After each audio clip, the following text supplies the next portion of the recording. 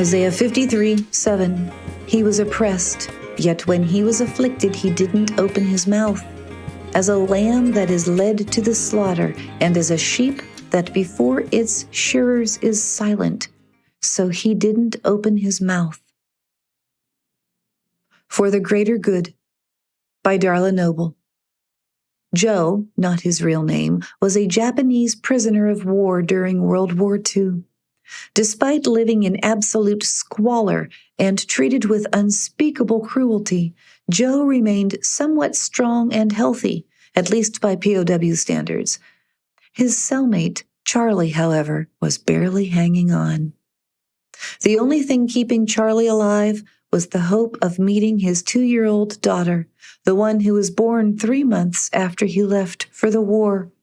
Because Joe knew Charlie would not survive another beating and that he was literally on the verge of starving to death, Joe went out of his way to make it look like he was the one not able to follow instructions or falling down on the job, instead of Charlie.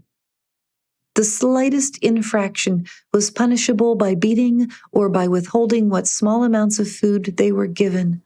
Joe didn't mind, though.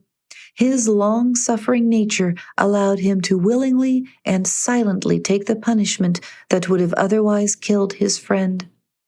Jesus did the same thing for us. He knew we could never stand up under the weight of our sin, so he willingly and silently took our punishment for us.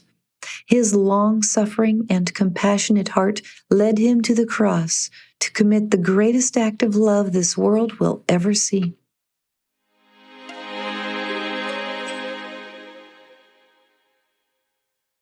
How can I demonstrate an attitude of long-suffering to help someone else grow in their faith?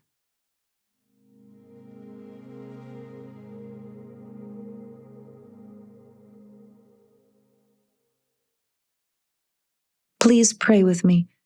Dear Jesus, the words "thank you" are not enough, but they are all I have. Please look into my heart and see how grateful I am for your sacrifice. In your precious name I pray. Amen.